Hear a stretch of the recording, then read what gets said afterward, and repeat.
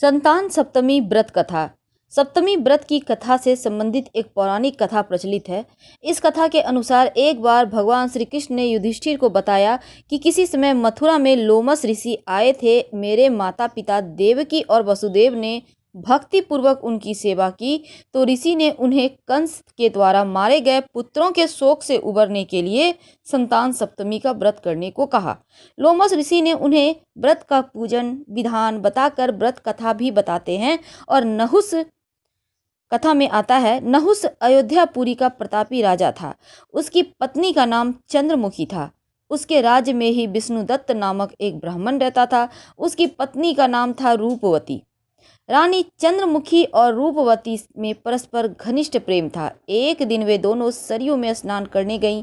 वहां अन्य स्त्रियां भी स्नान कर रही थीं और उन स्त्रियों ने वहीं पर मां पार्वती शिव जी की प्रतिमा बनाकर विधि पूर्वक उसका पूजन किया। तब रानी चंद्रमुखी और रूपवती ने उन स्त्रियों से पूजन का नाम और विधि पूछी। उन स्त्रियों में से एक ने बताया, यह व्रत संतान देने वाला है। उस व्रत की बात सुनकर दोनों सखियों ने भी जीवन पर्यंत इस व्रत को करने का संकल्प किया और शिव जी के नाम पर डोरा बांध लिया। किंतु घर पहुंचने पे वे संकल्प भूल गईं और इसके परिणाम स्वरूप मृत्यु के पश्चात रानी बानरी हुई और ब्राह्मणी मुर्गी की योनि में पैदा हुई। कालांतर में दोनों पशु योनि छोड़कर पुनः मनुष्य योनि में आई।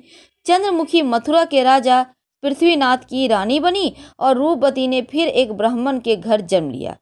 इस जन्म में रानी का नाम ईश्वरी और ब्राह्मणी का नाम भूषणा था। भूषणा का विवाह राज पुरोहित अग्निमुखी के साथ हुआ और इस जन्म में भी उन दोनों में बहुत प्रेम था। व्रत भूलने के कारण ही रानी इस जन्म में भी संतान सुख से वंचित रही और भूषणा ने व्रत को याद रखा था, इसलिए उसके गर्भ से सुंदर और स्वस्थ 8 पुत्रों ने जन्म लिया।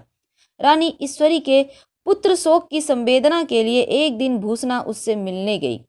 उसे देखते ही रानी के मन में ईर्ष्या भर गई और उसने उसके बच्चों को मारने का प्रयास किया, किंतु बालक ना मर सके।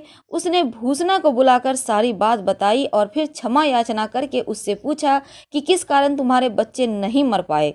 भूषणा ने उसे पूर्व जन्म की बात स्मरण कराई और उसी के प्रभाव से आप मेरे पुत्रों को चाहकर भी नहीं मरवा सकी। यह बात सुनकर रानी ईश्वरी ने भी विधि पूर्वक संतान सुख देने वाला यह मुक्ताभरण व्रत किया। तब व्रत के प्रभाव से रानी पुनः गर्भवती हुई और एक सुंदर बालक को जन्म दिया। उसी समय से पुत्र प्राप्ति और संतान की रक्षा के लिए यह व्रत प्रचलित है। व्रत की कथा सुनने के बाद शाम के समय भगवान शिव पार्वती जी और की पूजा करें, दीपक जलाएं, पुष्प फल नैवेद्य अर्पित करें, फिर भगवान को भोग लगाइए और भगवान शिव की आरती भी करनी चाहिए। हम आपसे विदा लेते हैं। हर हर महादेव।